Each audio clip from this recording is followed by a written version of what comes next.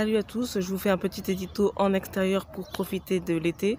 Aujourd'hui, nous allons parler de l'échec des régionales, de l'abstention record et du prochain pas vers l'élection présidentielle. Le chiffre à retenir, bien évidemment, vous l'avez tous retenu, c'est l'abstention à 65%, qui est une abstention record pour les élections régionales et qui fait donc craindre une abstention aussi record pour l'élection présidentielle, même si l'élection présidentielle est une des élections où la participation est la plus haute en France. C'est une des élections les plus importantes pour le peuple français qui est quand même assez politisé et on est rarement en dessous des 80% de participation à l'élection présidentielle. À l'issue de ces régionales, on a quand même 3 ténors de la droite qui se sont prévalus de leurs résultats pour dire que leur prochaine étape à eux, c'était l'élection présidentielle. Donc c'est Pécresse, Bertrand et Wauquiez, qui ont tous été réélus à 50% à peu près. Donc ce sont des gens qui ont fait 50% de 30%, puisque l'abstention était à 65%.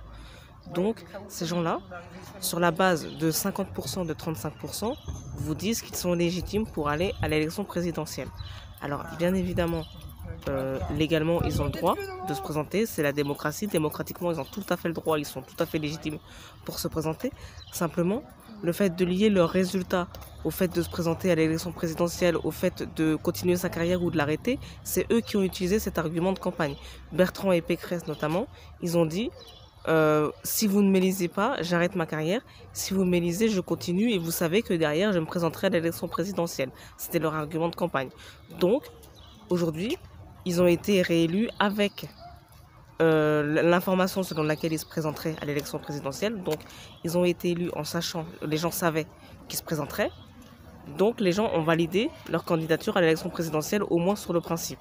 Après, on va voir s'ils ont les 500 signatures, s'ils vont à la primaire de droite, s'ils vont pas à la primaire de droite, s'ils s'inscrivent à la primaire, s'ils passent les tours de la primaire, donc ce qui fait d'eux le candidat légitime à droite, s'ils restent avec les Républicains, s'ils n'y restent pas, etc.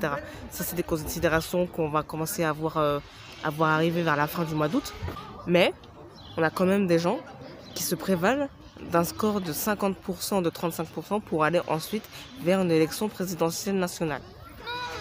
Sans compter qu'ils se servent des élections régionales pour se servir de marchepied vers leur carrière nationale. Mais enfin bon, il y en a d'autres qui l'ont fait avant eux, c'est pas les premiers. Leur positionnement est un tout petit peu différent, mais enfin pas non plus énorme. Bertrand, il fait quand même campagne sur le gaullisme social, mais il n'oublie pas la sécurité. Il parle d'autorité, de valeurs, de sécurité. Wauquiez prend le pari de faire comme Sarkozy en 2007, c'est-à-dire qu'il prend le pari d'aller vraiment sur le thème de l'extrême droite pour chasser les électeurs d'extrême droite. Est-ce que ça va marcher? En plus, il a un déficit d'image. Wauquiez, dans l'électorat, il a un déficit d'image. Il est perçu comme quelqu'un de dur et de droitier, de dur. Et il faut qu'il rattrape. Et en plus, il a l'échec des élections européennes qui rentre dans son bilan de chef de parti. Donc, ça va être difficile. Pécresse, on ne connaît pas encore quel est son positionnement très clair. Il faut qu'elle construise un programme d'ici l'été, d'ici la fin de l'été. Par contre, elle est quand même pour le renouvellement de la démocratie. Elle constate que quand même la démocratie est en chantier et qu'il faut la retrouver. Bon, ce ne sont pas des gens extrêmement différents les uns des autres. Donc, ils sont non plus pas très loin d'Emmanuel Macron. Emmanuel Macron qui, lui, fonctionne par segment, c'est-à-dire qu'il dit à chaque segment de la population ce qu'il veut entendre. Donc, quand il se trouve avec l'électorat de droite, ça va être quelqu'un qui va valoriser les thèmes de la sécurité, de l'autorité, des valeurs de la France, etc. Et quand il va se retrouver dans un public plus diversifié, plus de gauche, il va parler des thèmes de gauche, du social, des difficultés sociales, des inégalités, des discriminations, etc. Donc Macron, de toute façon, c'est quelqu'un qui ratisse sur tous les terrains, qui n'a pas de vision ni d'idéologie globale. Donc ça va être quelqu'un qui va dire la même chose que tout le monde sur tous les sujets pour être sûr qu'on entend ce qu'il dit, quoi.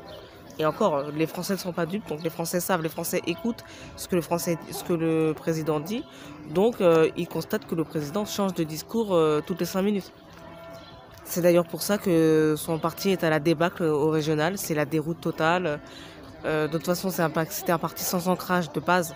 Mais de toute façon, il n'y avait même pas de parti du tout, puisque c'était essentiellement un fan club du président. Donc de toute façon, il n'y avait pas de parti, c'était une coquille vide. Il y avait un chef de parti qui proposait rien, qui attendait juste la prochaine campagne électorale pour l'organiser. D'ailleurs, qui organise, qui fait les équipes, etc.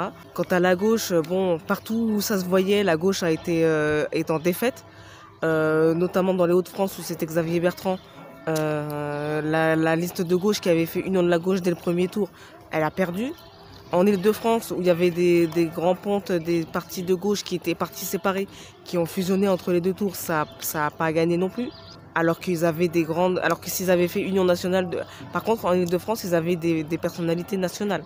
Donc s'ils avaient fait depuis le début campagne ensemble, ils auraient pu gagner, je pense. Dans les Hauts-de-France, c'était plus compliqué parce qu'il n'y avait pas de grosses personnalités. Mais en Île-de-France, s'ils étaient partis groupés, ils auraient pu gagner. Mais bon, on peut pas refaire l'histoire. Bon, de toute façon, même les barons de droite, là, ils ont gagné surtout par défaut parce qu'il y avait eu une prime au sortant. Pourquoi? Parce que les rares qui sont allés voter ont eu peur de l'avenir et de l'incertitude. Et ils n'ont pas voté par adhésion forcément, ils ont voté pour le statu quo. Et donc, cette peur de l'avenir s'est ajoutée à la colère et au désintérêt de ceux qui ne sont pas venus voter. Donc ça fait quand même une élection qui est quand même démocratiquement commence à poser certaines questions et on commence à se poser des questions notamment sur la légitimité de ceux qui sont élus à une élection telle que celle qu'on a vécue les 20 et 27 juin, quoi.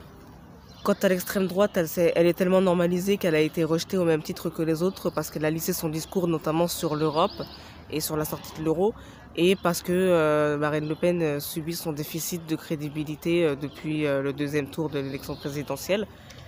Et en plus, on ne sait pas quelles sont ses équipes. Elle n'a pas beaucoup d'équipes, elle n'a pas beaucoup de gens qui la suivent et qui pourraient être ministres ou secrétaires d'État, etc. Donc une fois qu'on l'a élue, elle, on aura quel gouvernement, personne ne le sait. Quel système, personne ne le sait. Donc voilà, l'incertitude fait aussi que c'est pas sur elle qu'on va porter nos espoirs, quoi. La morale qu'on peut retenir de cette élection, c'est que les gens veulent une alternative, mais pas une alternative à l'intérieur du système qui a été usé et réusé et dont les partis ont tous été élus et réélus les uns après les autres. Non, ils veulent pas une alternative à l'intérieur du système, ils ne la cherchent plus d'ailleurs. Ils veulent une alternative au système, c'est-à-dire un autre système. Totalement. Donc il s'agit de dégager tous ceux qui sont là.